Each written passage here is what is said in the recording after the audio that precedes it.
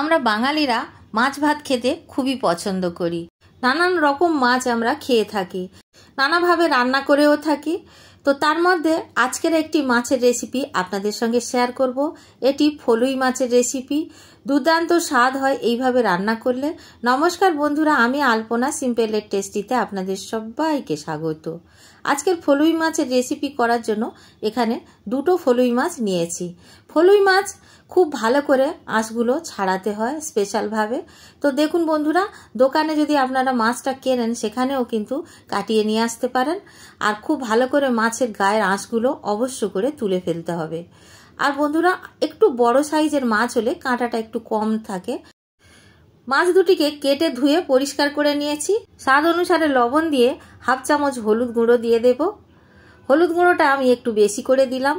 এই মাছটাতে বেশি করে হলুদ দিয়ে মাখাতে আমার খুব ভালো লাগে। আর এতে কিন্তু হলুদের কোনো গন্ধ হবে না।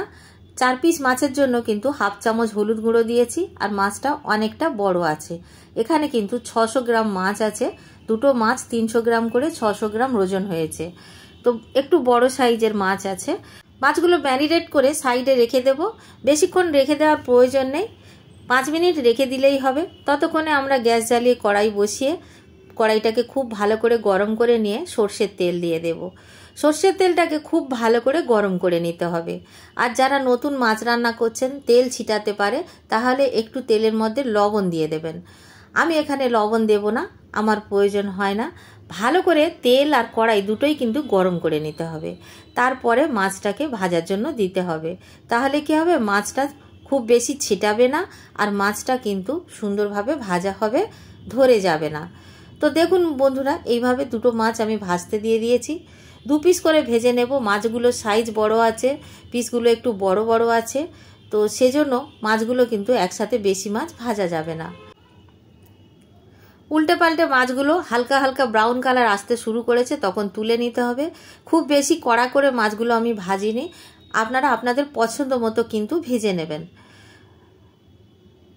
একই তেলের মধ্যে আমি দিয়ে দিলাম আরও 2 পিস মাছ। মাছগুলোকে একইভাবে নাড়াচাড়া করে উল্টে পাল্টে ভেজে নেব।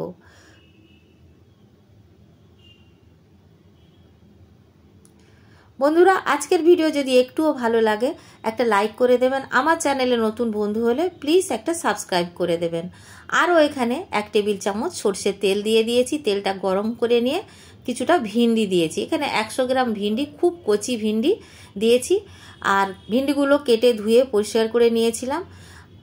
ভিন্ডিগুলো দিয়ে এইভাবে ভেজে নিতে হবে, কোনো কিছু দেব না, লবণ হলুদ এমনি ভেজে নিলেই হবে।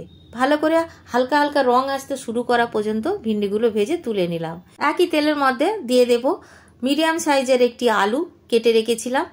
আলুটাকে ভালো করে ভেজে নেব।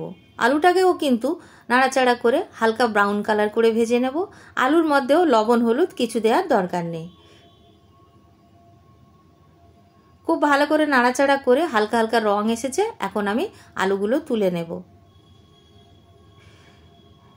এখন আমি এই তেলের মধ্যে ফোড়ন দেব। ফোড়নের মধ্যে হাফ চা চামচ কালো জিরা দেব, 2টো কাঁচা লঙ্কা দেব, মিডিয়াম সাইজে একটি পেঁয়াজ কুচিয়ে রেখেছিলাম দিয়ে দিলাম। পেঁয়াজটাকে আপনারা বড় সাইজে কেটেও দিতে পারেন, বেটেও দিতে পারেন, আর আমার মতো করে কুচি কুচি করে কেটেও দিতে পারেন। ভালো করে নাড়াচাড়া করে নেব। এইভাবে ভাজতে ভাজতে একদম ব্রাউন কালার যখন এসে যাবে তখনই আমাদের দিয়ে দিতে হবে টমেটো। তো একটা টমেটো আমি কেটে রেখেছিলাম, সেটা দিয়ে দেব। পেঁয়াজটা খুব সুন্দর করে কিন্তু ভেজে নিয়েছি। এর মধ্যে আদা রসুন বাটা আমি ব্যবহার করব না, আপনারা চাইলে করতে পারেন। টমেটোটা দেওয়ার পরে ভালো করে নাড়াচাড়া করে নেব। টমেটো যাতে ভালো করে সেদ্ধ হয় তার জন্য লবণটা এখনই দিয়ে দেব। যে লবণটা আমরা রান্নার জন্য ব্যবহার করব সেই স্বাদ অনুসারে লবণ দিয়ে দেব। লবণটা দেওয়ার পরে একটু নাড়াচাড়া করে ঢাকা দিয়ে দেব। লবণ দিলে টমেটোটা খুব সুন্দরভাবে সেদ্ধও হয়ে যাবে আর গলেও যাবে। ঢাকা দিয়ে 3 মিনিট লো ফ্লেমে রেখে দেব। 3 মিনিট পর ঢাকা খুলে আবার একটু নাড়াচাড়া করে দিতে হবে। টমেটোগুলিকে খুন্তি দিয়ে এইভাবে ম্যাশ করে দিতে হবে, যাতে করে আরও সুন্দরভাবে গলে যায়। দেখুন টমেটোগুলো কিন্তু গলে গেছে। আমরা যেহেতু মশলাটাকে আগে ভিজিয়ে রাখিনি, শুকনো মশলা দেব, সেজন্য এখানে অল্প একটু জল দিয়ে দেব। একটু জল দিলে মশলাগুলো পুড়ে যাবে না, সেজন্য এখানে 1/4 কাপ মতো জল দিয়ে দিয়েছি। জলটার মধ্যে এখন শুকনো মশলাগুলো দেব। 1/2 চামচ হলুদ গুঁড়ো দিয়ে দেব, লঙ্কার গুঁড়ো 1/2 চামচ দিয়ে দেব, এখানে 4 চামচের মাপে দিচ্ছি। আর দিয়ে দেব 1/4 চা চামচ কাশ্মীরি লঙ্কার গুঁড়ো, যাতে করে রঙটা খুব সুন্দর হয়। আর আপনারা যদি ঝাল বেশি খান, গুঁড়ো লঙ্কা আর একটু বেশি দিলে কাশ্মীরি লঙ্কা দেওয়ার আর প্রয়োজন হবে না। 1.5 চা চামচ এখানে জিরার গুঁড়ো দেব। শুকনো মশলাগুলো দিয়ে ভালো করে নাড়াচাড়া করে নেব। মশলাটাকে ভালো করে নাড়াচাড়া করে আরও একবার 3 মিনিটের জন্য ঢাকা দিয়ে দেব, যাতে করে মশলাটা খুব সুন্দরভাবে রান্না হয়। গ্যাসের ফ্লেমটা লোতে রাখবো। এইভাবে যদি আপনারা মাছ রান্না করেন, মাছের স্বাদ কিন্তু অনেক বেশি ভালো লাগবে। এই রান্নাটা আমি আমার মায়ের কাছ থেকে শিখেছি। ভালো করে নাড়াচাড়া করে নিতে হবে। এইভাবে মশলাটাকে খুব সুন্দর করে কষে নিয়েছি। এখন আমি দিয়ে দেব ভেজে রাখা আলু। ভেজে রাখা আলুটা দিয়ে আরও কিছুক্ষণ কষে নিতে হবে। ভিন্ডিগুলো এখন থেকে দেব না, তাহলে গলে যাবে। আলুটা দিয়ে ভালো করে কষে নিতে হবে মশলার সাথে। কষতে কষতে যখন এরকম দেখতে হয়ে যাবে, একদম মশলাটা শুকিয়ে আলুর গায়ে লেগে যাবে, তখন আমাদের জল দিয়ে দিতে হবে। দেখে নিশ্চয়ই বুঝতে পারছেন কতটা শুকিয়ে গেছে। এইরকমই কিন্তু শুকিয়ে যাবে। কড়াই থেকে একদম মশলাগুলো ছেড়ে ছেড়ে আসবে। এখন দিয়ে দেব জল। যতটা ঝোল রাখবো সেই পরিমাণে আমরা জল দিয়ে দেব। তো এখানে আমি 300 ml মতো জল দিয়ে দিচ্ছি। আরও একটু জল দিতে হবে। এখন কিন্তু পুরো জলটা আমি দিইনি, জলটা দেব। মশলাটাকে খুব ভালো করে ঝোলের সাথে মিশিয়ে নেব, তারপরে আমি বাকি জলটা দেব।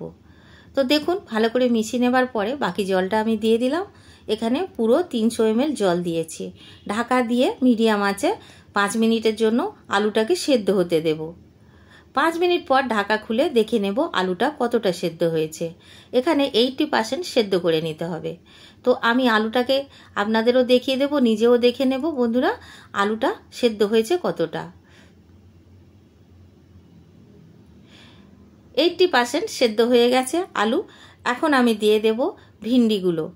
ভিন্ডিগুলো একটু দেরিতে দিতে হবে, তা নইলে কিন্তু ভিন্ডিগুলো বেশি সেদ্ধ হয়ে যাবে। তো বন্ধুরা এখন আমি মাছগুলোও দিয়ে দেব। ভেজে রাখা মাছ আর ভিন্ডি একসাথে দিয়ে দিতে হবে। ভিন্ডি সেদ্ধ হতে বেশিক্ষণ সময় লাগে না, আর আমি খুব সুন্দর করে ভেজে নিয়েছি।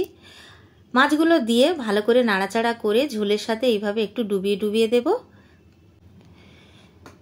মাছটাকে কিন্তু সেদ্ধ হওয়ার জন্য আরও 5 মিনিট ঢাকা দিয়ে রাখতে হবে মিডিয়াম আঁচে। তো এখন আমি ঢাকা দিয়ে দেব। এইভাবে একবার রান্না করে দেখবেন, দুর্দান্ত টেস্ট লাগে। আপনারা যারা নতুন রাঁধুনি, এই মাছটা রান্না করে খেয়ে দেখবেন। খুবই সহজভাবে আমি রান্না করে দেখালাম।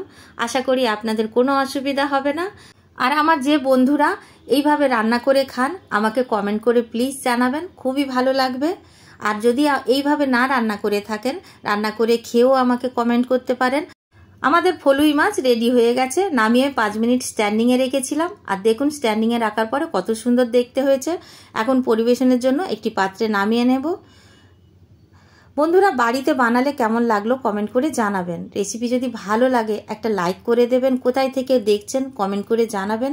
আমার চ্যানেলে নতুন বন্ধু হলে সাবস্ক্রাইব করতে ভুলবেন না যেন। আজকের এই পর্যন্ত, দেখা হবে পরের ভিডিও নতুন কোনো রেসিপির সঙ্গে। সুস্থ থাকবেন। ধন্যবাদ। নমস্কার।